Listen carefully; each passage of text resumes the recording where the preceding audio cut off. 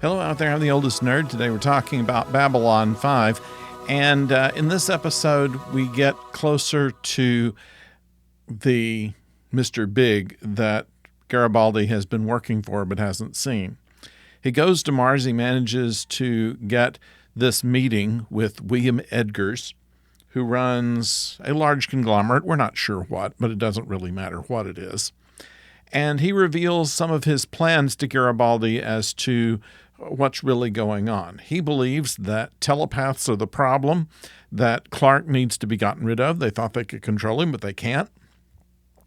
And that Sheridan's use of the military is going to be something that is going to mess up his plans, because the military would make the president get farther into the Psi Corps, and he can't let that happen.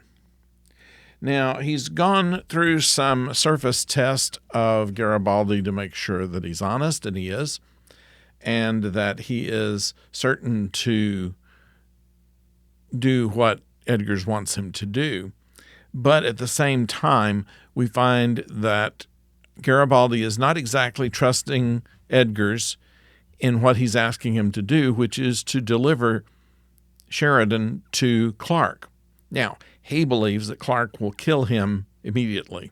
Edgars says, no, there will probably be some kind of show trial, and in doing this show trial, will give time for them to be able to extricate him.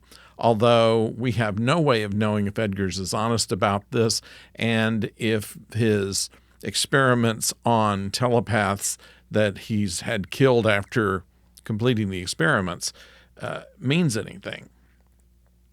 So we need to know exactly what's going on here, and we're not going to find out in this episode. Now, we are fairly certain that it was the Psi Corps that was behind the abduction of Garibaldi, and so far Edgars does not seem to know this, and of course Garibaldi doesn't. And so what the Psi Corps wants him to do is the question here. So was that implant to make him side up with Edgars, or is it to make him betray him? So that's the question that we're kind of up now. And does that mean, could it also be the same for Sheridan? Is he there to protect or to betray him based on whatever it was the Psi Corps left in him?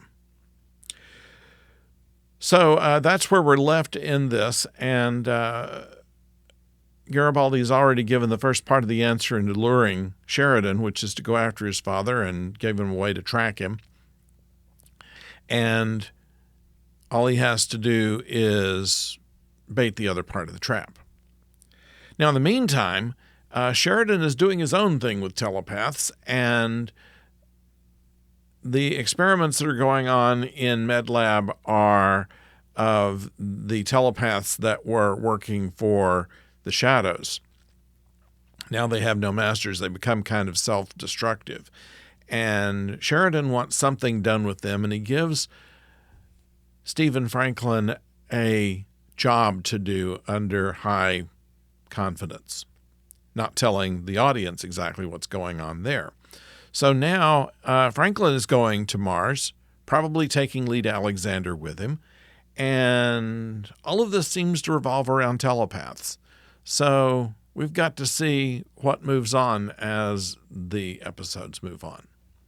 Now, we see a goodly amount of Garibaldi. He's been kind of in the background in most of this season, and now we have a time to see his acting chops come out, Jerry Doyle's acting chops, that is, and his feelings that he had for his ex-wife, who he really ignored most of the time. He was married to his job, as she pointed out. But he still can't believe that she's in love with Edgars. She thinks that he thinks she's just after his money. And that's not really the case. It's a matter of attention by her way of seeing it. Now, she doesn't know what Edgar's plan is. She doesn't really know what's happened to Garibaldi. And so she's just kind of the point of a love triangle that they've put into the plot. She may become important later. For now, however, we are once again in another transitional episode in which big things are going to happen pretty soon. So it's enough to keep us watching, and I hope you'll keep watching this as well. You can subscribe. That would help us out. And click a like, if you will, and then join us next time. We'll have a Deep Space Nine review tomorrow and other bulletins as they occur. Until then, don't go far.